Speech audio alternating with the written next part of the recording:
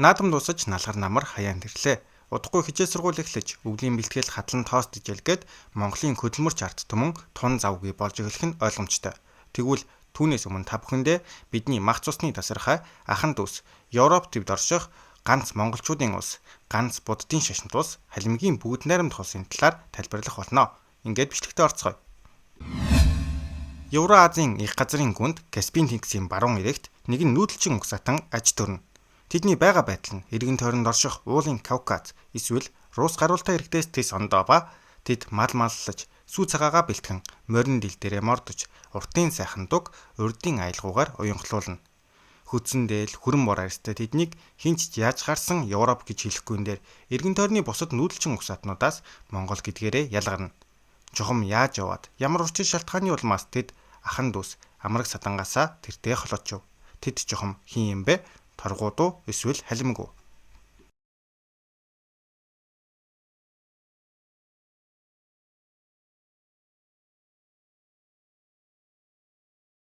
Халимгийн бүгд найрамдах улс нь өнөөгийн байдлаар 267 мянга иргэнтэй, үнээс 160 мянга орчим нь халимгууд буюу монголчууд юм. Дотроо торгууд, дөрвүүд, хошууд, хойд зэрэг олон угсаатны бүлгүүдтэйгээс торгууд нь хүн амын дунд жинтэй байр суурийг эзэлнэ. Учир нь анхлан дөрвөн ойрдын чуулганы бүрэлдэхүүн торгууд нар нь энэ газар нутагт хоо өрөлгөөр тэргүүлүүлэн ирж суурьжээ. Тиймээс тэдний байгуулсан энэхүү улсыг түүхэнд торгуудын хаант улс хэмээн дуудах нь ч бий. Хожим дөрвүүд хошуудын олон айл өрх нүүдлэн ирснээр зөвхөн торгууд ч гэлтгүй баруун монголчуудын улс болон хувирсан байна. Түүхийн хуудсыг иргэнсгэж торгуудын үсэлтэд хамтдаа уулзцгаая. Эзэн богд Чингис хаан 1206 онд эсгий дургатан бүх улсыг нэгтгээд их Монгол улсыг байгуулжээ.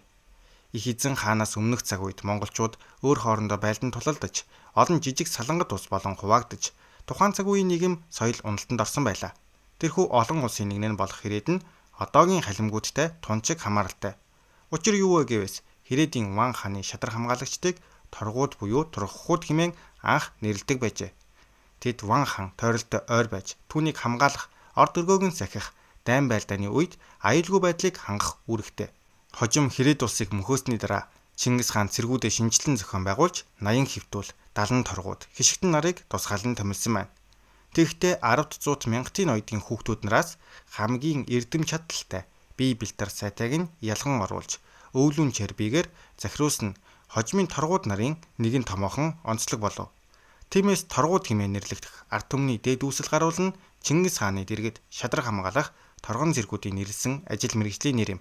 Ер нь монголчуудын түүхэнд өөрсдийн эрхлэх ажил мэргэжлээрээ нэрлэгдсэн угсаатны бүлгүүд тун цөөнгүй байх бөгөөд тухайлбал зах хязгаар нутгийг сахин суух тул захчин, номсон буюу хор агсаж хаантай шадар ойр байх тул хорчин гэх мэт нэрлэгддэг байжээ. Үүний нэгэн адил анх Хэрээдийн Ван хааны торгон зэрэг байгаад их Монгол улсын үед эзэн богд Чингис хааны амбиийг хамгаалах болсон торгон зэрэг цаг хугацаа өнгөрөхийн хэрээр бие даасан загсаг захиргааны нэгж болж цаашид нэгэн угсаатны нийтлэг болон бэхжижээ. Удалгүй Монголын эзэнт гүрэн унагтаа зэрэгцэн торгуудын ноён амгалан 1420 оны орчим бүх мөрөн химээх газраас ойрдын тогоон ташиг түшин очиход тогоон түнд харьяа тацаа 50 өрхийн хамт өөрийн охиноо хатан болгон өгчээ. Торгууд нар тийхүү 15 дугаар зууны ихээр ойрдод нэгдээд анхандаа хүч нөлөө нь бага байсан тул цорсын хараат байдалтай захирагдж байжээ.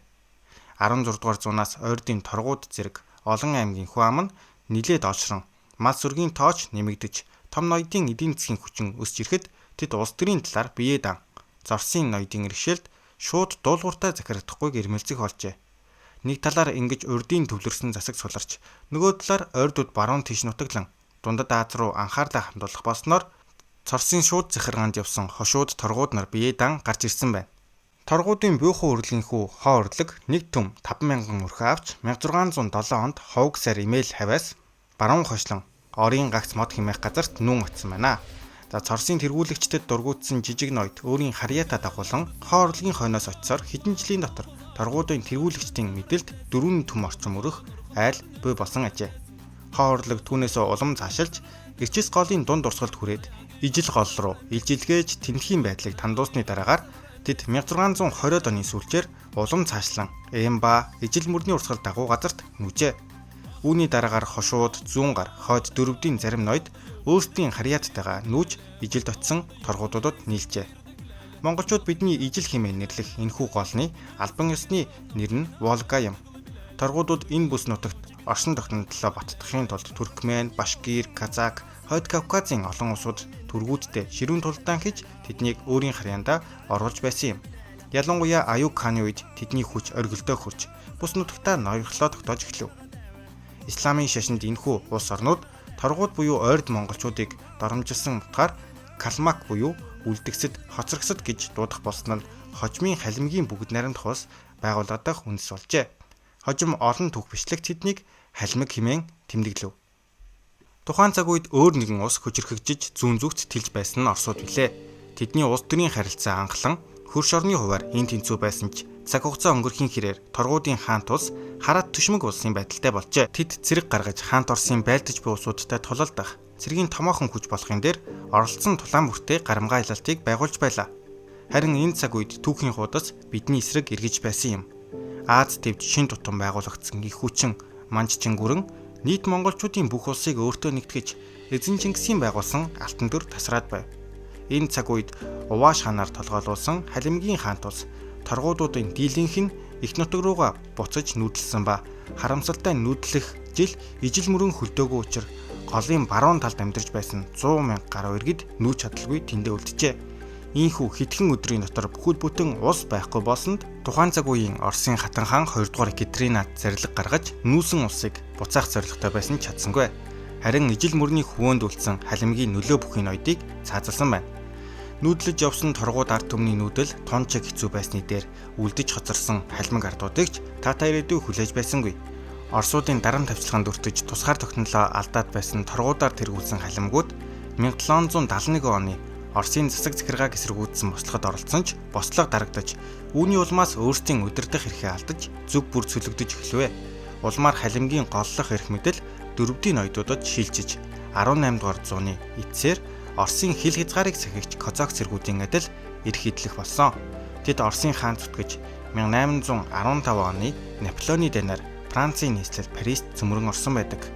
Цаг хугацаа урсан өнгөрхийн хэрээр халимгууд нүүдлийн амьдралаас суурин хэв маяг шилжиж, эсхий гэрийн оронд Орос маягийн байшин барьж сүм дуган босгож эхэлсэн.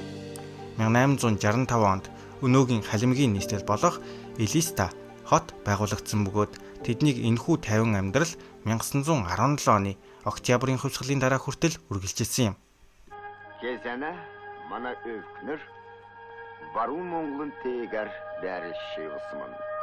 Тэднэ дөрвөн 1917 оны 2 дугаар сарын Оросын хувьсгалын дараа халимгууд шинэ байгуулагдсан төр засгийн газраас илүү их эрх чөлөө, автономид байдал хүлээж байв. Гэвч 11-р сард большевикууд засгийн эрхийг авч халимгуудын найдвар талаар болжээ. Оросын иргэний данаар олон мянган халимаг иргэд тохирч улмаар 1920 онд цагаантны томоохон арим ялагдаж олон мянган хүн Турк руу дөрөвхөд цөөн халимгууд Европ руу гарч чаджээ. Тэд Белград, Болгар, Чехословак, Франц зэрэг оронд суршиж буддын сүм байгуулан цагаантны хөдөлгөөнд идэвхтэй оролцоор байв. 1922 онд зарим нь өршөөлөөр нутагтаа иргэн ирсэн ч тэднээс зарим нь хоригдож цааслагдсан юм. Халимгуудын энэхүү хүчтэй эсэргүүцлийн дараа 1920 оны 11-р сард зөвлөлт засгийн газар халимгийн автономид тойргийг байгуулж захиргааны төвөөр Элистэй хотыг болгов. Шинэхэн байгуулагдсан зөвлөлт засагт эдийн засгийн болон нийгмийн амьдралын ноцтой асуудлууд тулгарч өсгөлөн, ган гачиг, бослого тэмцэл хаацайгүй гарах болжээ. 1922 оны 1-р сарын 22-нд Монгол улс халимагт өсгөлн нүрэлтэнтэй холбогдуулан халимгуудыг их нутагтаа хүлээн авах санал тавьсан ч Орос улс татгалзсан байна. Үүний улмаас 70,000 гаруй хүн өсгөлөнд нэрвэгдэн амиа алдсан. Халимгууд 1926, 30, 42, 43 онуудад зөвлөлтийн эсрэг хэд хэдэн удаа буслаг гаргаж байсан. 1927 оны 3 дугаар сард зөвлөлтийн удирдагчид 20,000 орчим халимаг хүнийг Сибирь, Тундр, Карел руу цөлсөн. За улмаар энэ дарангууллыг эсэргүүцэж 1930 оны 3 дугаар сарын 22-нд халимгууд албан ёсоор өөрсдийн ойрд халимгийн бүрэн эрхт бүгд найрамдах улсыг байгуулснаа зарласан хэдий ч удалгүй устгагджээ. 1935 оны 10 дугаар сард халимгийн автономид тойргийг өргөтгөн халимгийн автономид зөвлөлт социалист бүгд найрамдах улс болгон өөрчилжээ. Улсын гол аж ахуй нь нүүдлийн мал аж ахуй, газар тариалан, загас агнуур байлаа.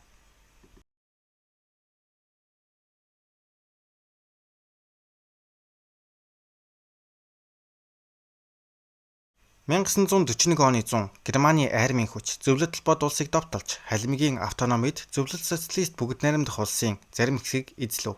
1942 оны 12 дугаар сард Улаан арим дахин тус бүсэд довтолж орж ирлээ. 1943 оны 12 дугаар сарын 28-ны өдөр зөвлөлт засгийн газар халимгуудыг германчуудтай хамтарсан гэж буруутхан бүх хүн амыг тэдний дотор халимгийн Улаан армийн цэргүүдийг ч багтаан Төв Аз болон Сибирийн янз бүрийн газруудад цөлжээ. Энэхүү цөллөх нь өвлийн хүүтэнд шөнийн цагаар ямар ч урьдчилсан мэдэгдэлгүй ачааны вугаануудаар 24 цагийн дотор хийгдсэн юм. Хожим Орос улбаны улс байгуулагдахад халимгуудын эсрэг хийсэн энэхүү харгислалыг геноцид хэмээн хүлээн зөвшөөрсөн. Урт удаан үргэлжилсэн харгис хатуу цөллөгийн дараа халимгууд их орондоо ирэхэд тэдний улсыг татан буулгаж Орос Украин гаралтай иргэд тэдний гэр оронд суурьшсан. Хот тосгодын нэрийг Орос нэрлүү өөрчилж халимгуудыг угсаатны хувьд бүрэн өөрчлөх бодлого баримталсан юм. Жишээлбэл Эздэ хотыг Степной хэмээн сольжээ. Мөн цөллөгийн хугацаанд халимгуудад монгол хэл заахыг хориглож тод бичиг монгол хэл үндсэндээ мартагдсан байна. 1957 оны 1-р сарын 9-нд халимгийн автономид тойрог дахин байгуулагдаж 1958 оны 7-р сарын 29-нд зөвлөлт бод улсын халимгийн бүгд найрамдах автономид улсад болж өргөгдсөн байна. Ийхүү 20-р зуунд зөвлөлтийн удирдагчид хадмиг болон бурайд монголчуудыг Монголд биш гэж итгүүлэх орлого хийсээр иржээ. Үүнийг шинжлэх ухаанд Монголоос ангид болгох демонголизац гэж тэмдэглэдэг. Үүний үр дагаварт олон монголчууд их хилээ мартсан ч гэсэн өдгөө залуусын үндэсний ухамсаас сэргэж их хилээ сэргээхийн төлөө олон сонирхолтой компанид ажлуудыг хийсээр байна. 1922 оны 2-р сарын 20-нд халимгийн дээд байгууллага болох ардын хурал тус улсыг бүгд найрамдах халимаг улс халимаг тангаж гэж нэрлэх шийдвэр гаргасан. Харин 4-р сарын 21-нд энэ нэрийг Оросын үндсэн хуульд оруулж баталгаажуулсан юм. 1993 онд халимгийн анхны ерөнхийлөгчөөр Кирсан Илэмжинов сонгогдсон бөгөөд дараа нь 1994 онд Степной Улошины буюу Тал нутгийн хууль нэртэй үндсэн хуулиа баталсан. Энэ нь зүүн гарын хаант улсын түүхэн хуультай холбоотой нэршил бөгөөд халимгийн улс нь Оросын бүрэлдэхүүнд багтдаг тусгаар субъект болохоо албан ёсоор баталгаажуулсан. Удалгүй 1998 онд халимаг улсын ерөнхийлөгч Илэмжинов нэг телевизийн нэвтрүүлэгт оролцохдоо халимаг улс Орос улбаны улсын гишүүн болж эсвэл бүр мөсөн гарч болно гэж ярьсан нь тухайн цаг үед нэлээд маргаандэгдэж Төв засгийн газрын зүгээс хатуу шүмжлэл хүлээжээ. Ельцин ерөнхийлөгч шууд л Оросын үндсэн хуулийг болцолгүй чамд мөрд гэж тушаасан. Харин Илэмжинов энэ нь албан ёсны мэдэгдэл биш, хүмүүсийн анхаарлыг татах зорилготой ярилцлага байсан гэж тайлбарлажээ. 2009 онд халимгууд Оросын бүрэлдэхүүнд сайн дураар орсны 400 жилийн ог тэмдэглэсэн ба энэ үйл явдлыг тохиолдуулан Оросын төв банк дурсгалын зоос гаргасан байна. Ийхүү энэ удаагийн дугаар өндөрлөж байна. Дэлхийд даяар тархан суурьсан элэг нэгт ахан дүүс монголчууд минь удахгүй уулзцгаая.